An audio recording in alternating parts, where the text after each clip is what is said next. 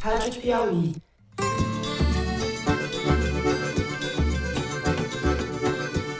Olá, sejam muito bem-vindos ao Foro de Teresina, o podcast de política da revista Piauí.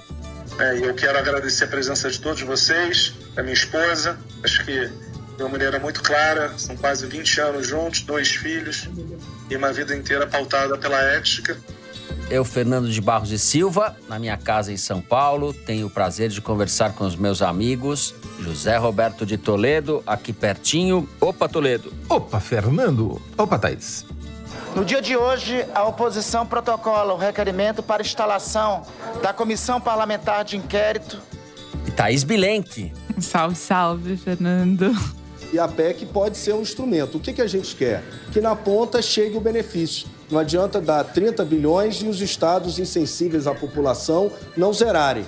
Bom, vamos, sem mais delongas, aos assuntos da semana. Denúncias de mulheres vítimas de assédio moral e, sobretudo, de assédio sexual resultaram na queda de Pedro Guimarães da presidência da Caixa Econômica Federal. Os primeiros relatos de funcionários do Banco Estatal que vieram à tona são bastante detalhados e caracterizam um comportamento abjeto, além de criminoso, por parte desse senhor, coincidentemente um dos burocratas do governo mais ligados a Jair Bolsonaro. Guimarães pediu demissão na última quarta, quando a investigação em curso do Ministério Público vazou. Mas há evidências de que tanto Bolsonaro quanto Paulo Guedes já conheciam os abusos do subordinado querido e fizeram o possível para acobertá-lo. Daniela Marques, braço direito de Guedes no Ministério da Economia, assumiu a presidência do banco. No primeiro bloco, nós vamos comentar esse caso e falar também do mais recente relatório do Anuário de Segurança Pública. Em 2021, 66 mil mulheres foram estupradas, o que significa mais de 7 estupros a cada hora. De cada 10 mulheres estupradas, 6 delas têm até 13 anos. Sim, mais de 60% dos casos de estupros foram cometidos contra crianças ou pré-adolescentes. Como este é um crime particularmente subnotificado, a tragédia do mundo real brasileiro é provavelmente muito maior. No segundo bloco, voltamos ao esquema de corrupção no Ministério da Educação, que levou à prisão na semana passada do ex-ministro Milton Ribeiro. Numa conversa telefônica interceptada pela polícia entre ele e sua filha, o pastor diz ter sido avisado por Bolsonaro que deveria ser alvo de um mandado de busca e apreensão pela Polícia Federal. O senador Randolfo Rodrigues protocolou nesta terça-feira o pedido de abertura da CPI para investigar as denúncias de corrupção e tráfico de influência no MEC. O requerimento conta com assinaturas suficientes, mas o presidente do Senado, Rodrigo Pacheco, adiou para a semana que vem a decisão de instaurar ou não a comissão de inquérito. No terceiro bloco, eleições. A Comissão de Orçamento do Congresso aprovou nesta quarta-feira o mecanismo que muda as regras para tornar obrigatória a liberação das emendas do relator, o famigerado orçamento secreto. O que, se aprovado, engessaria o raio de manobra do Executivo em 2023. O Centrão é que articula essa mudança, já de olho no cenário de Lula como presidente. Ao mesmo tempo, está para ser votada no Senado a proposta de emenda constitucional que destina uma série de benefícios a setores castigados pela crise econômica e que são caros ao projeto de Bolsonaro de ainda tentar salvar a sua reeleição. O pacote inclui a ampliação do Auxílio Brasil de R$ 400 para R$ 600, um voucher para caminhoneiros no valor de R$ 1.000, ampliação do Auxílio Gás e compensação aos estados para atender a gratuidade, já prevista em lei, de transporte público para os idosos. O impacto fiscal dessas medidas vai beirar os 40 bilhões. E existem também as restrições da legislação eleitoral que estão sendo contornadas na base da gambiarra. Tudo, aliás, é uma grande gambiarra neste governo. É isso, vem com a gente.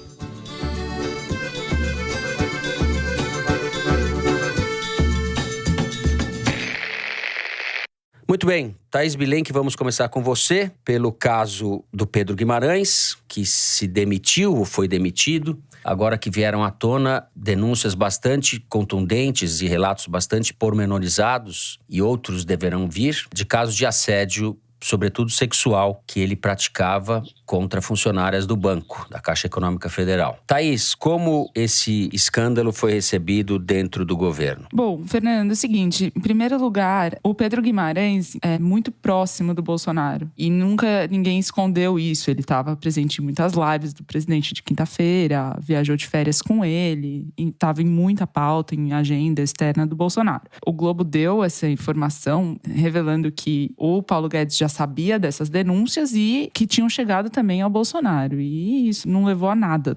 Sim, essa informação de que os casos tinham sido acobertados, o que não surpreende, porque na Caixa Econômica Federal eu conversei com um dos principais assessores do Pedro Guimarães lá dentro.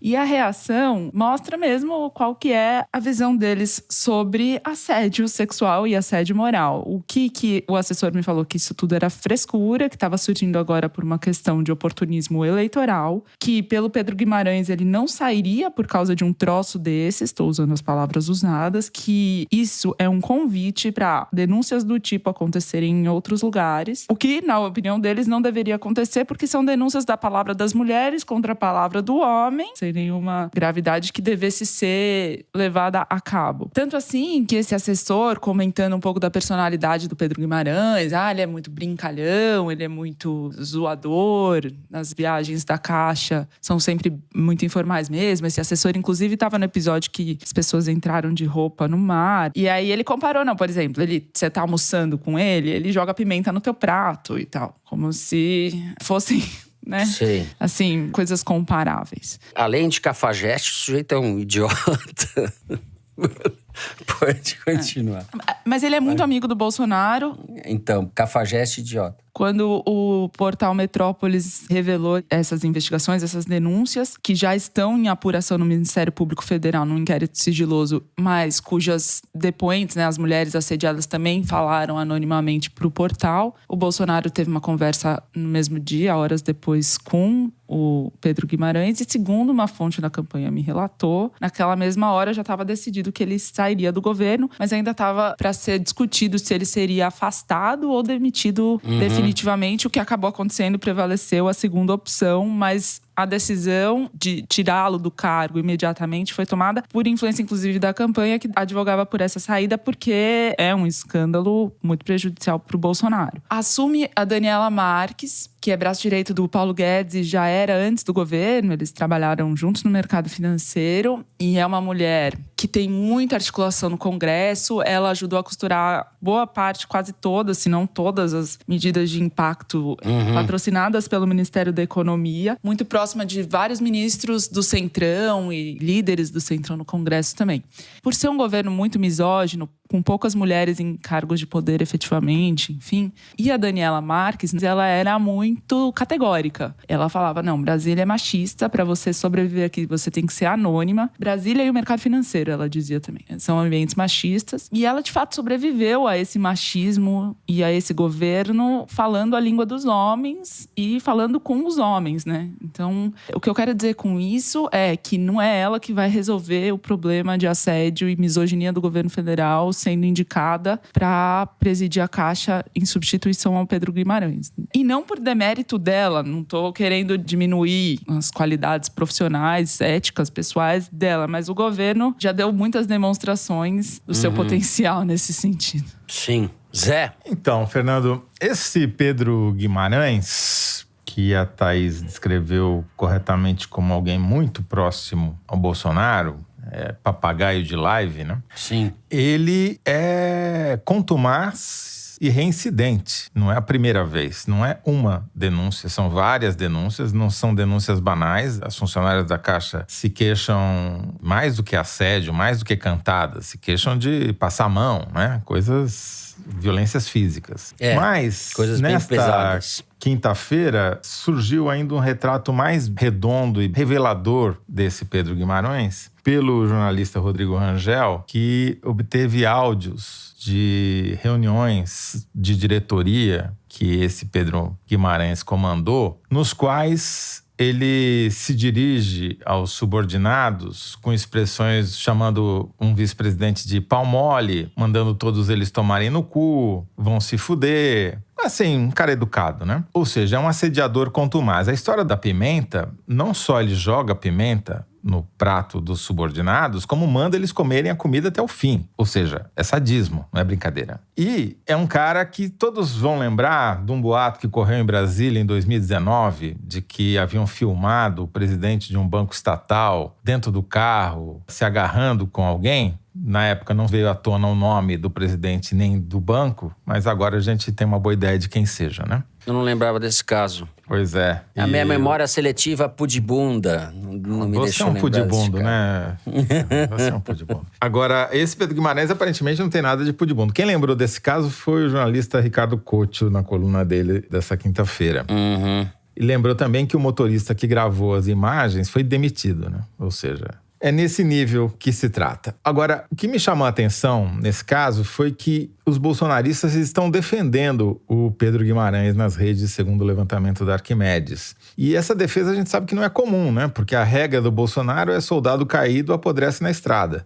E esse daí está sendo defendido. Imagino que seja por ele conviver intimamente com o Bolsonaro e saber de muita coisa. Portanto, não é à toa essa defesa. Agora, qual é a responsabilidade do Bolsonaro nessa história toda? O Bolsonaro, ele incentiva esse tipo de comportamento. Ele acha que ofender os subordinados, xingar, fazer supostas brincadeiras que são, na verdade, sádicas, é bacana. E as pessoas ganham pontos com o Bolsonaro tendo esse tipo de atitude. Isso pode parecer frescura, como disse o assessor, mas, na verdade, é apenas a ponta do iceberg de uma cultura que termina com o cara passando a mão na funcionária e sabe-se lá mais o quê, né? Não é à toa que o Brasil tem a quantidade de estupros, principalmente de mulheres as mais vulneráveis possíveis, porque é justamente esse tipo de cultura que prepondera, é a lei do mais forte, né? E, vamos lembrar agora, ele acabou de ser condenado pelo Tribunal de Justiça de São Paulo por 4 votos contra 1, por ter insultado com uma brincadeira, entre 1000 aspas, sexual contra a jornalista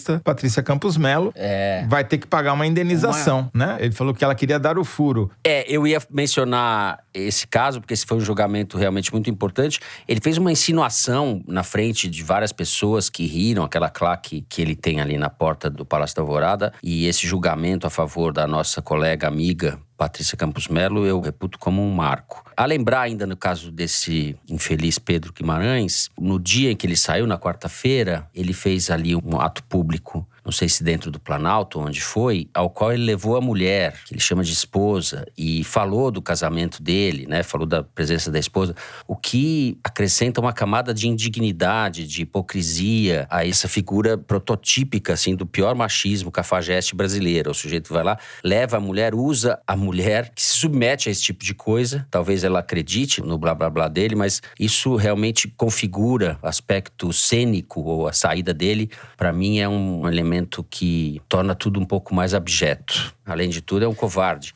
Agora, talvez seja bom para o Bolsonaro essa troca de comando na Caixa, porque a Caixa é absolutamente fundamental para implementar a PEC do fim do mundo, sobre a qual a gente vai falar no terceiro bloco, que é a última chance eleitoral dele. E como esse cara, esse Pedro Guimarães, é o caquistocrata por excelência, ter uma mulher competente como essa auxiliar do Paulo Guedes vai ser muito importante para o governo conseguir tirar do papel esse plano de distribuir bondades na reta final da eleição, né? Bom, vamos falar um pouco do Anuário de Segurança Pública, Thaís. Eu mencionei alguns números sobre estupros no Brasil e o assunto veio à tona porque houve recentemente o caso da menina de 11 anos que foi estuprada e que estava sendo impedida ou foi induzida pela juíza a não realizar o aborto. Houve também o caso de uma atriz que foi estuprada, que veio à tona recentemente. Agora, os números, mesmo para nós que já sabemos a extensão da gravidade do problema, são estarrecedores, né? Jogam o Brasil num lugar, assim, realmente difícil de digerir. Eu estava conversando com uma pessoa próxima da campanha e vou falar sobre isso no terceiro bloco, nós vamos falar, mas tem uma fala dela que eu vou trazer para cá agora, que ele falou o seguinte, sobre as mulheres rejeitarem o Bolsonaro e tal, e que nas periferias das grandes cidades, isso está ficando claro nas pesquisas qualitativas, e daí eu perguntei sobre esse eleitorado, então ele falou, bom, uma coisa é certa, a mulher evangélica de baixa renda não vai defender o aborto. Quer dizer, falando, se a gente não conseguir pegar ela pelo bolso, vamos tentar fisgá-la pela pauta moral, a pauta de costumes. E o governo, não à toa, lançou uma cartilha sobre o aborto no começo do mês, dizendo categoricamente que todo aborto é crime. E aí fez uma audiência pública na terça agora para debater esse assunto. Uma audiência que foi contestada por entidades que acompanham o assunto por não terem sido convidadas, ou pelo menos não com antecedência necessária. E, de fato, o Ministério da Saúde estava todo gradeado, dificultando o acesso de jornalistas e do público. É uma audiência pública peronomútil. E, nessa ocasião, o secretário de Atenção Primária da pasta, que é o Rafael Câmara, demonstrou sua ignorância sobre o tema, como você estava dizendo, ao dizer que qualquer vítima de estupro, aí diz ele, aspas, a gente sabe que tem situação de crianças e pessoas com problemas de retardo mental e tudo mais, mas na maior parte das situações é imprescindível que a vítima procure uma unidade de saúde e tome o contraceptivo de emergência. Querendo dizer que dá para abortar com a pílula do dia seguinte e não precisa depois fazer um aborto e tal. Só que o Anuário de Segurança Pública, que o Fórum Brasileiro atualizou a sua última edição no mesmo dia da audiência pública, na terça-feira, mostra que 61% dos estupros acontecem com bebês e crianças de até 13 anos, como você mencionou. Isso dos casos que são contabilizados, porque estupro de um bebê é muito difícil de você notificar, por motivos óbvios. Então, ele já parte dessa premissa equivocada e aponta para muitos outros problemas, porque o que o anuário destaca, e com razão, na minha opinião, é que para você chegar em estupro e feminicídio, que são esses crimes bárbaros e que são alarmantes no Brasil, de muita violência, você tem etapas anteriores de violência psicológica, violência simbólica, que são também muito subnotificados e que prenunciam prováveis crimes de maior gravidade depois. E aí o cinismo de sempre. Violência psicológica foi tipificado como crime em meados de 2021 e tanto a Câmara quanto o Senado deram votações unânimes, ninguém se opôs. Foram tramitações expressas. O presidente Bolsonaro sancionou com velocidade também. Agora, quem pratica violência psicológica, que é causar algum dano, uma perturbação para uma mulher, pode ir para a cadeia. Mas o próprio Bolsonaro falou o que falou sobre a Patrícia Campos Mello. E nesse caso dela, a justiça reagiu como deveria, condenando o presidente. Embora um desembargador tenha dado razão ao Bolsonaro, a argumentação dele, mas 4-1 ele perdeu. E nem sempre o sistema, tanto de justiça, policial, enfim, tem as respostas adequadas para essas agressões. Eu conversei com a Juliana Martins, pesquisadora do Fórum Brasileiro de Segurança Pública, psicóloga, que estuda polícia militar há muito tempo, e ela observou um aspecto relevantíssimo na resposta das polícias à violência de gênero, que é o seguinte: a grande parte das PMs nos estados avalia a produtividade do policial e dá suas promoções baseado nisso, com dados como número de prisão em flagrante, de arma apreendida, de droga apreendida. Então, para um policial, é muito frustrante ter que ficar atendendo a chamado 190 de mulheres que muitas vezes chamam na emergência porque se veem numa situação complicada dentro de casa e, na hora H, não tem coragem de fazer uma denúncia formal, recuam, não querem que o pai do filho seja preso ou temem pela sua própria segurança ao irem para cima dele e tal. Então, para o policial militar, não tem uma cultura, um esclarecimento, uma formação adequada para atender esse tipo de situação que em alguns estados já se tornou, segundo ela, o segundo maior motivo de chamada do 190. Não é um crime lateral. Você vê, isso você está falando, o tamanho do nosso problema. Vamos pensar em termos concretos. Ao término do nosso programa, segundo as estatísticas do anuário, 7 mulheres, pelo menos, terão sido estupradas no Brasil em 1 hora. É um negócio, assim, da ordem do impensável. E, no entanto, é isso que ocorre. Se depender desse governo, esse tema jamais vai ser tratado como um drama de saúde pública que precisa ser enfrentado com urgência, determinação, com uma política ampla e o contrário de tudo que esses caras que estão no poder fazem. Só para endossar isso que você acabou de falar, Fernando, o Anuário do Fórum Brasileiro de Segurança Pública 2022 mostrou aquilo que a gente vem falando há muitas semanas no foro sobre a situação de insegurança e violência na Amazônia. Embora o Brasil seja o país com maior número absoluto de homicídios no mundo, segundo o anuário, a tendência tem sido de queda desse número. Ainda é muito alto, mas a tendência nacional é de queda, com uma exceção. A exceção é a Amazônia. Na Amazônia está crescendo o número de assassinatos porque o governo de Jair Bolsonaro acabou com todos os sistemas de vigilância e fiscalização e estimulou o crime. Não só o crime organizado, como o crime desorganizado, né? O crime do PCC, dos grileiros, dos empresários que tomam terra pública, que exportam carne de área desmatada, que vendem madeira com valorização de cocaína em Nova York, mas também os crimes dos pelados da vida lá que mataram o Dom e o Bruno. Então, quando se pergunta, mas o que o Bolsonaro tem a ver com isso? Ele tem tudo a ver com isso, absolutamente tudo a ver com isso. Ele está na raiz do problema, ele é o problema. Ele é o cara que estimula esse tipo de comportamento, seja dentro da diretoria da Caixa Econômica Federal, seja nos confins da Amazônia. Então, esse discurso, essa atitude, essa conivência, ela custa muito caro, e custa muito caro a pessoas com dores que só elas são capazes de dizer com profunda ação. Exato.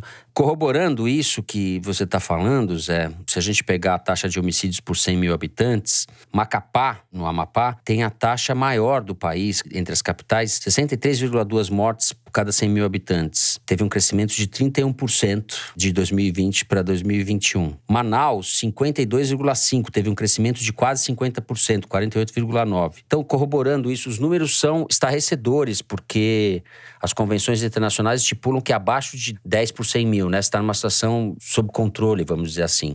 O Brasil inteiro, com exceção de São Paulo, com essa ressalva que você fez, está num patamar completamente selvagem e inaceitável. É isso? Thaís? E o Bolsonaro e seus filhos usando o apresentador da Fox News para dizer que as taxas de homicídio no Brasil melhoraram por causa do porte de arma, que foi facilitado no governo. Da Fox News? O principal apresentador da Fox News foi a Brasília ontem, quarta-feira, tá passando a semana no Brasil. Entrevistou o Bolsonaro, Felipe Martins, os filhos, estavam junto e declararam para ele que os índices de violência no Brasil melhoraram porque foi ampliado o acesso à arma de fogo. O Tucker Carlson, que é esse apresentador, é o maior militante disfarçado de jornalista que existe nos Estados Unidos inteiro. Ninguém é pior do que ele.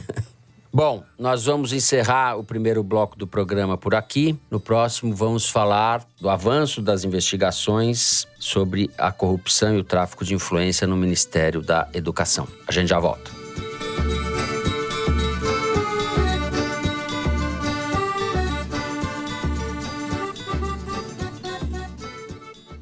Você tem o direito de ser quem você é? E no futebol, todo mundo tem esse direito? No podcast Nos Armários dos Vestiários, você acompanha uma investigação profunda sobre a homofobia e o machismo no futebol brasileiro. Vamos ouvir histórias de jogadores, ex-jogadores, comentaristas, árbitros, entre muitos outros, num importante panorama sobre o tema, das consequências dentro e fora de campo. Tem episódio novo toda sexta-feira no GE, Globoplay e em outras plataformas de áudio.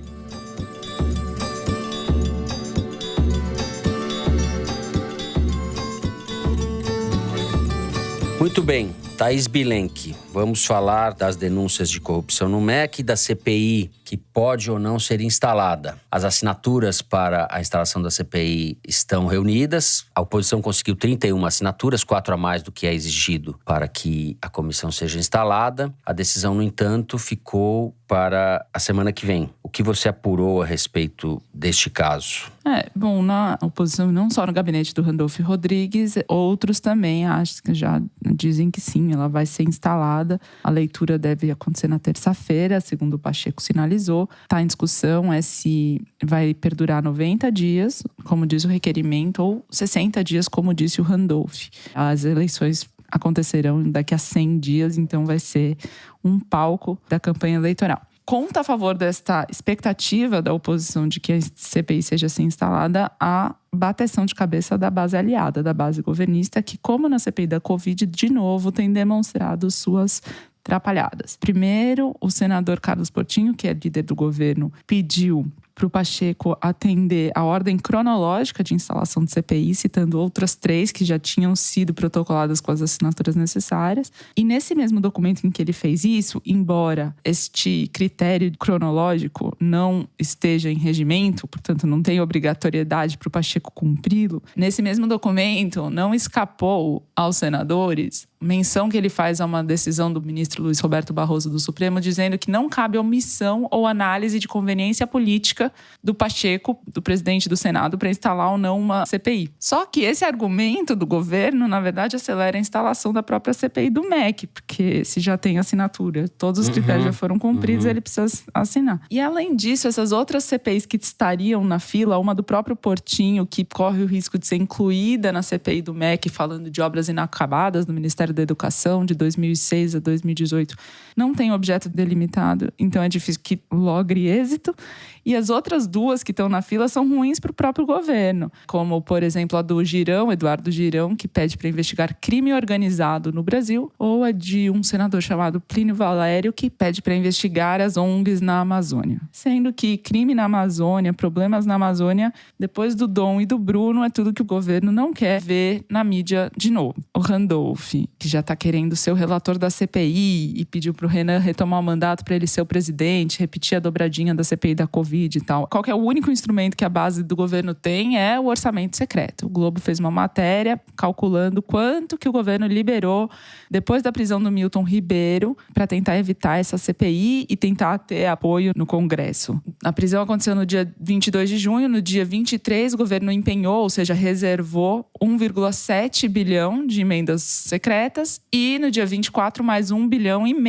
Eu estava olhando essas emendas no site da Transparência e o Pacheco, que é quem comanda o orçamento secreto no Senado e é quem tem o poder, né, de instalar ou não a CPI, e uma vez instalada, definir cronograma, prazos. Ele é o maestro, digamos assim. Os municípios onde ele tem base eleitoral, no sul de Minas, no Triângulo Mineiro e tal, foram muito beneficiados por essa última leva. Tem um hospital universitário de Uberlândia que ele inaugurou a pedra fundamental ao lado do Alexandre Silveira, que é o senador que entrou no lugar do Anastasia no ano passado. O Anastasia foi para o Tribunal de Contas da União e que era diretor do Senado na gestão do Pacheco, portanto, um homem do Pacheco.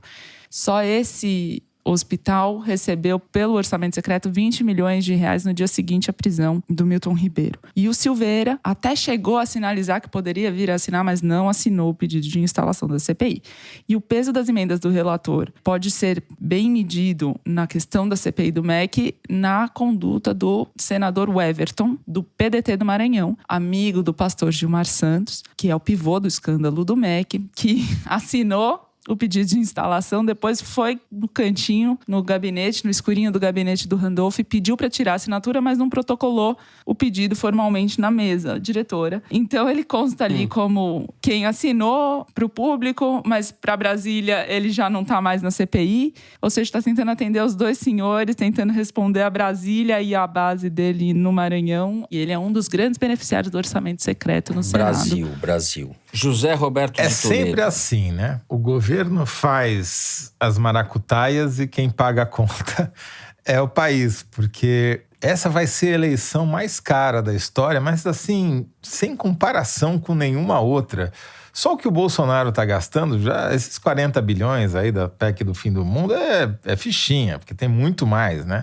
Se a gente levar em conta todo o orçamento secreto, todas as emendas PIX, cara, a gente está falando de provavelmente uns 100 bilhões de reais para tentar reeleger o Bolsonaro e reeleger toda essa base do Arenão aí. E é uma contradição inacreditável, né? Porque quanto mais escândalos aparecem, né? Quando o ex-ministro é preso, fica mais cara a fatura, porque o governo tem que liberar mais grana para manter a base chantageada, quer dizer, ceder a chantagem da base do Arenão e manter-se no cargo sem correr riscos. Então, a gente está num mundo que tá pior, vai piorar. Não tem como não piorar, porque essa fatura vai chegar. Não vai chegar, talvez, antes da eleição, pelo menos o Bolsonaro está trabalhando para isso, mas ela vai chegar e tenha pena de nós, viu? Porque não vai ser barato, não, a fatura disso. Outra coisa que eu queria mencionar sobre esse caso do Milton Ribeiro é que os bolsonaristas estão também defendendo, começaram a defender, mudou o discurso. estão se baseando aí numa declaração do empresário que diz que ele não sabia da maracutaia. Vai explicar os 50 mil reais na conta da mulher dele. Mas o ponto é que os bolsonaristas não podem abrir mão do eleitorado evangélico. Sem o eleitorado evangélico, o Bolsonaro não tem absolutamente nenhuma chance. E esse eleitorado, onde ele tem uma maioria ali apertada, mas tem uma maioria, o único segmento grande do eleitorado onde ele leva vantagem sobre o Lula, ele fica entre a cruz e a caldeirinha, literalmente, né? Porque do lado econômico está sofrendo muito, porque são pessoas, em geral, de baixa renda, mas do lado ideológico tem uma contradição. A defesa do aborto, toda essa pauta aí que o Bolsonaro fica falando. Então, são literalmente uma bola dividida nessa eleição, que vão ser fundamentais, se não para decidir quem vai ganhar, mas para decidir a margem pela qual vai se dar essa vitória. Então, é um eleitorado, por isso que eles precisam defender o Milton Ribeiro, apesar de todas as evidências em contrário, para não perder o auxílio desses pastores das Barras de Ouro. Bom, além disso tudo que vocês falaram, seria necessário fazer uma investigação sobre o ministro da Justiça, o APF, incluir a APF nessa CPI, porque se o Milton Ribeiro falou a verdade para a filha dele e não tinha nenhuma razão para estar mentindo naquela ligação que foi interceptada, o Bolsonaro avisou que ia acontecer uma busca e apreensão. Ele acabou sendo preso, não foi só busca e apreensão. Ou seja, a gente tem vazamento de informação sigilosa e o presidente defendendo o seu ex-subordinado, no caso, da PF, da investigação, atrapalhando a investigação, boicotando, sabotando a investigação do próprio governo. É gravíssimo. São tantas as barbaridades que a gente vai esquecendo das coisas, mas esse para mim é um ponto fundamental. Duvido que a CPI vai conseguir avançar nisso. A campanha da semana passada para essa, com a soltura do Milton Ribeiro, dos pastores, enfim, parece ter encontrado uma rota de fuga, porque o discurso está bem mais confiante em relação a esse caso. Uma figura me disse que o Milton Ribeiro é um bobo inocente e que não tem nada, que não vão conseguir pegar. Eu acho que eles sentiram alguma segurança dali para cá. Muito bem, nós vamos encerrar o segundo bloco do programa por aqui e vamos direto para o nosso número da semana, estatística que é retirada da seção Igualdades do site da Piauí. Mari, pode falar qual é o número da semana. Fernando, o número da semana é 26%. Em 2016, 22% dos trabalhadores do setor privado atuavam sem carteira assinada. Em 2020, esse número passou para 25% e em 2022 para 26%. Isso mostra que, com o passar dos anos, cada vez menos pessoas têm a garantia de um contrato formal de trabalho. O Igualdades dessa semana faz um raio-x do trabalho por conta própria no Brasil e mostra, entre outras coisas, que quem passou a trabalhar como autônomo na pandemia tem um rendimento médio menor do que quem trabalhava por conta própria antes da crise sanitária.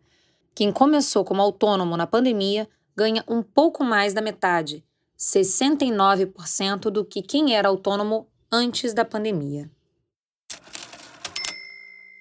Tem isso, né? O governo tá batendo bumbo porque a taxa de desemprego caiu a 10%, é o menor resultado desde 2015. Como Igualdades mostra, a situação não é tão favorável quanto o governo quer parecer. É terrível, né? Fazer parecer. Das pessoas que trabalham, 1 em cada 4 trabalha de bico na informalidade, sem nenhum direito, sem nenhuma garantia, sem nenhuma segurança, sem nenhuma perspectiva de continuidade, a não ser o próprio esforço, né? É aquilo que o sociólogo Lúcio Kovarik chamou de viver em vulnerabilidade, né? No caso, ele estava falando das moradias no Brasil, enfim. Viver em vulnerabilidade. Essas pessoas vivem na corda bamba, né?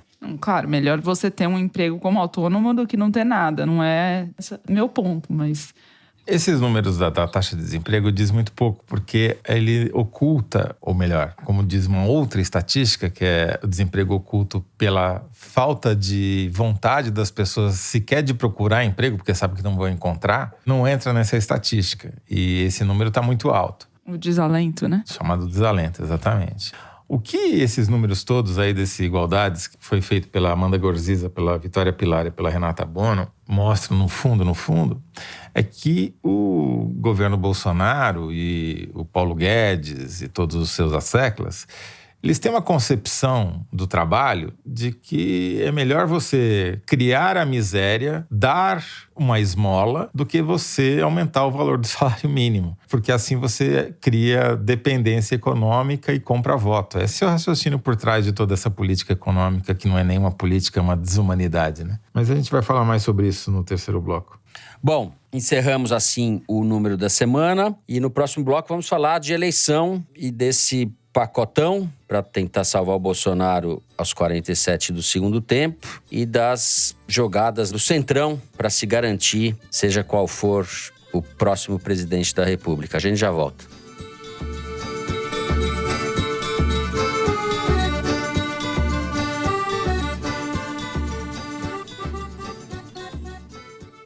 E se os rótulos dos produtos ultraprocessados alertassem você sobre a quantidade excessiva de açúcar, gordura e sódio? O macarrão instantâneo, por exemplo, tem gordura em excesso, o biscoito água e sal, muito sódio, e o iogurte, excesso de açúcar. Quando a informação está clara, a gente pode ler e saber a verdade.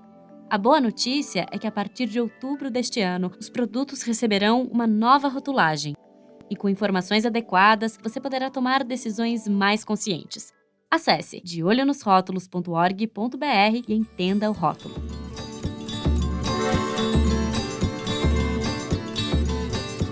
Muito bem, vamos falar um pouco de eleição, mas falar do Congresso ao mesmo tempo. Temos duas grandes iniciativas aí em gestação no Congresso. Uma delas é a manobra do Centrão para garantir o orçamento secreto para 2023 e a outra é este pacote que você, Zé, já apelidou de pacote do fim do mundo, que irá ter um impacto fiscal de 40 bilhões se for aprovado e que está sendo costurado aí às pressas para tentar salvar o Bolsonaro nessa eleição. É isso? É isso, Fernando. O Arenão pode ser acusado de tudo, né? Menos de não prever o futuro e não ser competente nas suas ardilosas articulações. Então, eles estão se garantindo de duas maneiras. Se o Lula ganhar, eles vão oficializar as emendas de relator, aí a brincadeira aí de quase 20 bilhões de reais por ano, que terão que ser executadas independentemente da vontade do Poder Executivo, ou seja, do próximo presidente. Não importa quem se eleja, vai ter que executar as emendas do relator, junto com as emendas do orçamento secreto, junto com as emendas PIX, ou seja, o seu e o meu e o nosso não são mais meu, nem seu, nem nosso. É deles, né? Agora, a primeira opção do Arenão continua sendo o Bolsonaro. Por isso que eles devem aprovar essa emenda à Constituição, que eu estou chamando de emenda do fim do mundo, porque é um estelionato eleitoral sem precedentes em tamanho e descaramento. Você, em ano eleitoral, não pode ficar mexendo nos benefícios pagos à população, porque é descarado, você está comprando voto, né? É isso que você está, pelo menos, tentando fazer. Então, a Constituição proíbe isso. O que eles vão fazer? Eles estão querendo aprovar essa emenda para declarar estado de emergência no Brasil para poder fazer a sacanagem, para poder dar os R$200 a mais para quem recebe o auxílio mensalmente, para poder dar uma grana para os caminhoneiros, para poder, enfim, tentar comprar popularidade. O problema todo aí é o timing. Eleição é timing. O presidente que concorre à reeleição não precisa ser popular o tempo todo. Ele só precisa ser popular no dia da votação, né? Então, é óbvio que essa emenda vai causar um desequilíbrio macroeconômico sem precedentes, porque vai explodir a inflação, vai diminuir o investimento, vai disparar o dólar, vai causar um desastre de proporções bolsonarescas. Porém, se isso acontecer apenas depois da votação, por Bolsonaro, dane-se, né? Ou como diria Pedro Guimarães, fodam-se vocês. Então, o plano é esse. A dificuldade do Bolsonaro é administrar justamente esse timing. Se o dinheiro chega muito cedo, esses R$200 a mais, por exemplo, ele pode ser consumido pela inflação até o dia da votação.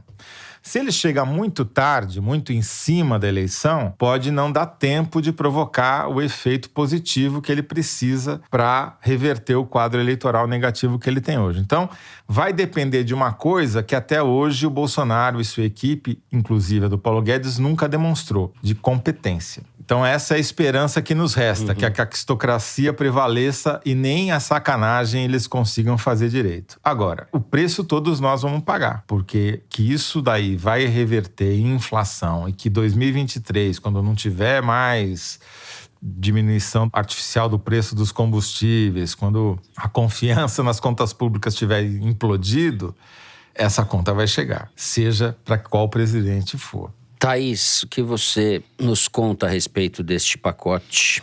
Eu conversei com, digamos assim, um estrategista do Arenão. E ele fala assim, bom, o governo tem sido muito habilidoso. Daí você pensa, habilidoso? Quando estava tendo problema com o Dom e o Bruno, o sumiço deles na Amazônia, veio a crise do combustível e desviou o tema. Quando a crise dos combustíveis estava pegando fogo, veio a prisão do ex-ministro Milton Ribeiro, desviou o tema. Aí chegou a crise da CPI do MEC, aí veio o assédio do Pedro Guimarães e desviou de novo o tema. O governo é muito eficiente em desviar o tema.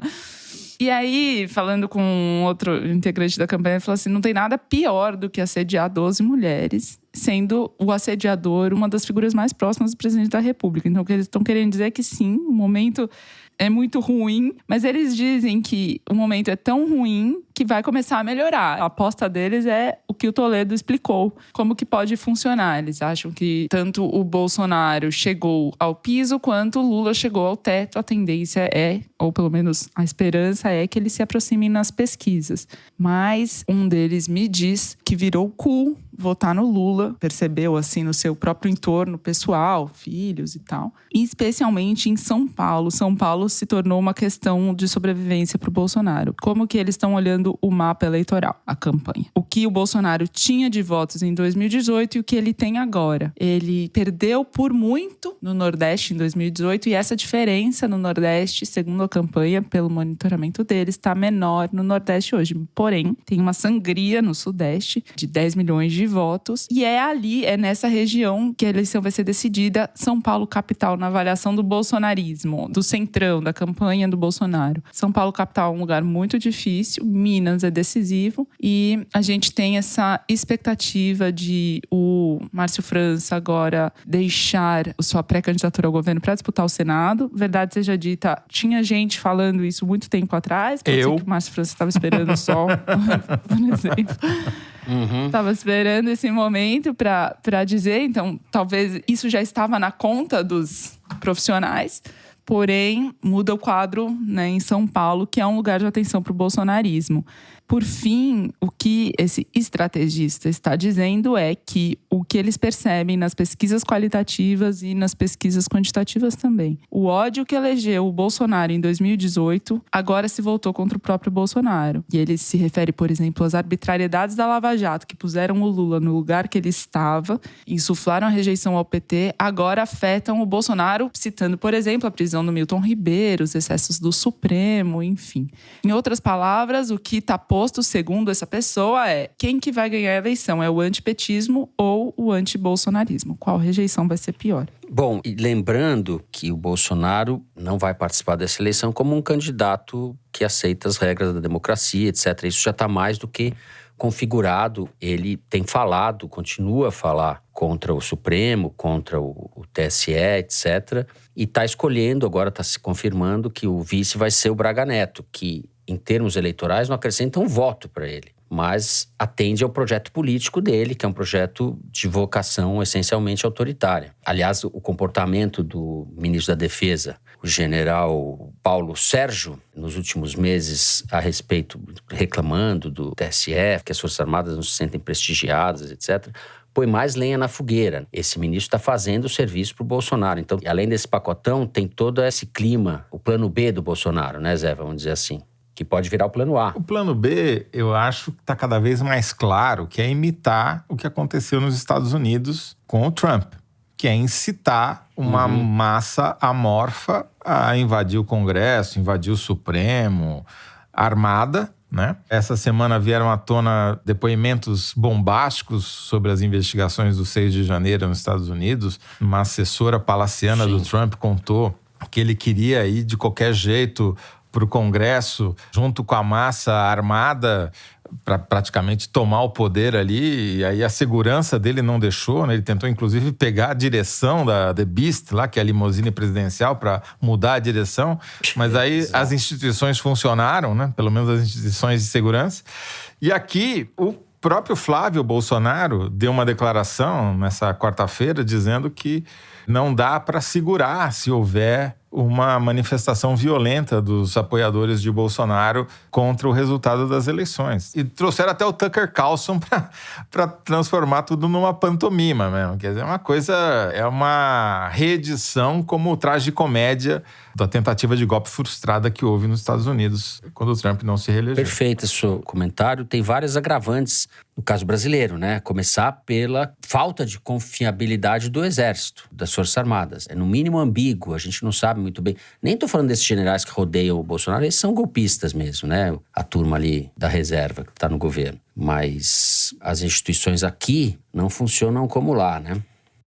Eu acho que assim, o Brasil devia dar um cargo de confiança para todos os generais da reserva e da ativa no Poder Executivo para dobrar ou triplicar o salário deles, como eles fizeram com o ex-comandante do Exército aí que renunciou depois de uma reportagem da Piauí, que tinha sido aposentado por invalidez e estava com um cargo na presidência, quer dizer, um inválido supostamente trabalhando. Aí, quando descobriu, ele pediu demissão, né? Vamos assumir, vamos dar um cargo de confiança para todos eles e falar, só não precisa trabalhar, não apareça, não enche o saco, vai para as Bahamas, vai, né? Aí resolve o problema. É isso que eles querem, no fim é isso. Muito bem, Thaís Bilenque, mais algo? Eu só não consigo deixar de ler como um sinal de fraqueza essas declarações do Bolsonaro, como a que ele deu para Fox News, dizendo que se o Lula voltar, a esquerda nunca mais sai do poder e tal. Se a pauta, se a agenda, se o ambiente, se o clima fosse outro, se fosse mais favorável ao Bolsonaro, ele não estaria fazendo o discurso do pânico, né? Do pânico, do petismo, etc. E tal. Dá para pensar pelos dois lados. A vitimização e a retórica antipetista do pânico, etc., fazem parte também da estratégia dele, né? Você sempre se colocar como uma pessoa fraca diante de um inimigo maior do que você, o que eles fazem o tempo inteiro. Eles e fazem já foi o discurso de 2018 e funcionou, você tem toda a razão. Como se eles estivessem acuados o tempo inteiro, né? E isso faz parte da retórica bolsonarista. Nós estamos ameaçados, precisamos salvar. Nós somos contra o sistema é difícil, o sistema, etc. O cara tem a presidência, a caneta na mão e é contra o sistema, é contra ele mesmo, né? Chamado tiro no pé. Exato, eu acho difícil fazer esse exercício mental de solapar 4 anos no poder e continuar se colocando no lugar do ameaçado. Tá certo. Essa Thaís Bilenca não entende a minha sofisticação, tá ok? Bom, encerramos o terceiro bloco do programa por aqui, antes que a diretora me demita. Vamos para o momento Kinder Ovo, é isso? Antes disso, o intervalo, a gente já volta.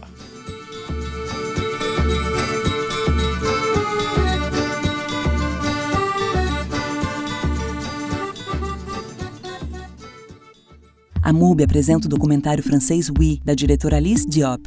Numa linha de trem metropolitano que corta Paris de norte a sul, somos apresentados a 6 personagens, cujas histórias estão conectadas pelos trilhos.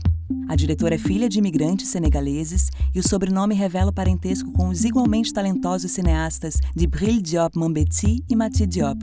Seus filmes retratam a vida nas banlieues, os subúrbios franceses. E você consegue assistir a todos eles na MUBI a partir de julho. Experimente 30 dias de MUBI grátis. Visite mubi.com/foro.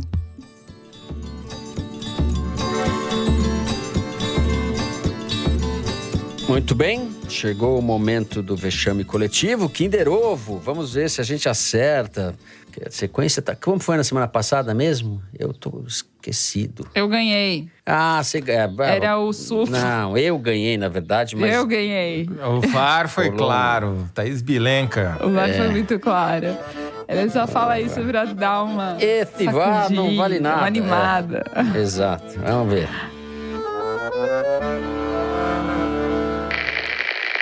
Nós temos um presidente íntegro, honesto, que ama a pátria, ama o Brasil, ama a bandeira nacional, os brasileiros, que não existe, nunca existiu um único caso de corrupção no governo Bolsonaro.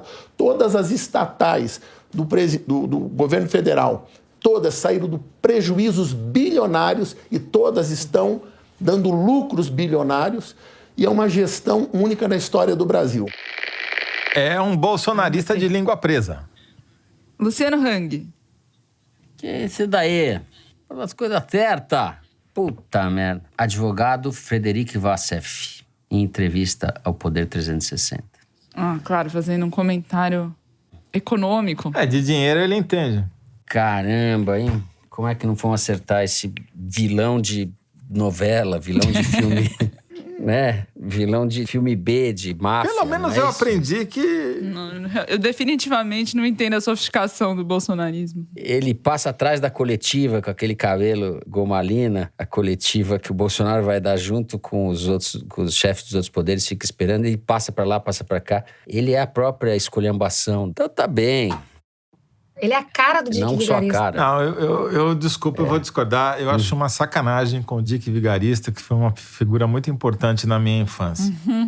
Junto com o Muttley.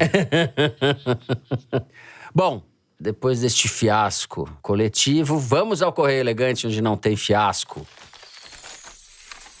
Momento de vocês mandarem as mensagens pra gente. Eu vou começar com o tweet da @somaria_mesmo, que disse o seguinte: meu ritual de todo sábado, fazer as unhas ouvindo Foro de Teresina. Sinto o cheiro do esmalte e já escuto a voz do Toledo, do Fernando Barros e da Thaís Bilenque. A gente fica triste pela situação do país, mas pelo menos se diverte e fica com as unhas arrumadinhas, né? Muito bem, continue fazendo as unhas só Maria mesmo.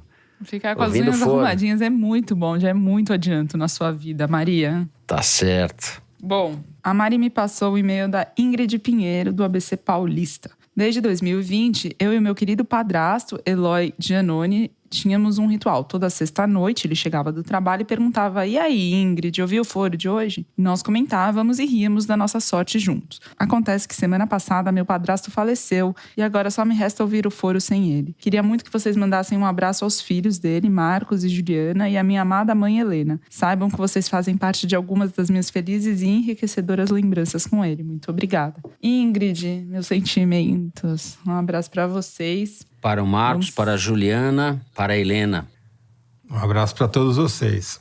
Bom, a Mariana mandou eu ler aqui um e-mail do Diogo Teles. Eu e minha querida Adriana estamos na expectativa do nascimento da nossa filha Isabela, a qualquer momento.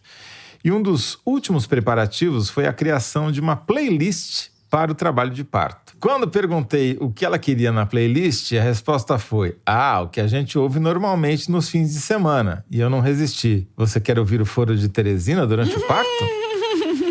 Passamos um bom tempo às gargalhadas, imaginando cenários como ela nascer ao som da música da abertura ou, o que seria trágico, bem na hora do Kinder Ovo.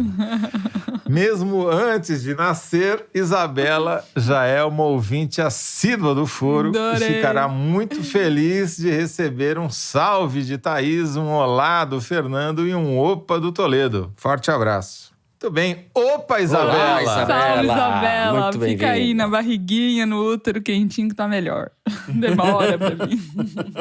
Futuros ouvintes, né? Eu quero mandar um abraço aqui pro nosso ouvinte, que eu descobri que é nosso ouvinte, de quem eu sou um grande admirador, o cartunista João Montanaro, e pra Júlia. E eu quero mandar um beijo pra Gabriela e a Natália Timerman, essas duas irmãs ouvintas talentosas. Um beijo pra elas. Muito talentosas. Beijo pras duas. Chega. Então é isso, né? Tá bom, né? O que é bom dura pouco, o que não é tão bom dura pouco também. Acabou, né, Thaís? O que não é tão bom dura pouco dura também. menos ainda. É isso. A gente termina assim o programa de hoje. Se você gostou, não deixa de seguir e dar 5 estrelas no Spotify, seguir no Apple Podcast, na Amazon Music, favoritar no Deezer e se inscrever no Google Podcast, no Castbox ou no YouTube. Assim você fica sabendo das novidades, dos episódios especiais, das edições extras. O Foro de Teresina é uma produção da Rádio Novelo para a revista Piauí, com a coordenação geral da Paula Scarpim. A direção é da Mari Faria, a produção do Marcos Amoroso. O apoio de produção é da Clara Reustab. A edição é da Cláudia Holanda e do Thiago Picado. A finalização e a mixagem são do João Jabassi, que também é o intérprete da nossa melodia tema, composta por Vânia Salles e Beto Boreno. A Mari Faria também edita os vídeos do Foro Privilegiado, o teaser que vai ao ar nas redes da Piauí. A nossa coordenação digital é feita pela Juliana Jäger e pela Fecris Vasconcelos. A checagem é do João Felipe Carvalho e a ilustração no site é do Fernando Carvalho. Gravamos o Foro nas nossas casas e eu me despeço assim dos meus amigos. José Roberto de Toledo. Tchau, Toledo. Tchau, Fernando. Tchau, Thaís. Até a próxima semana, futuros e atuais ouvintes. É isso. Tchau, Thaís. Tchau, Fernando, Toledo. Até mais. É isso, gente. Se cuidem. Boa semana a todos. Até a semana que vem.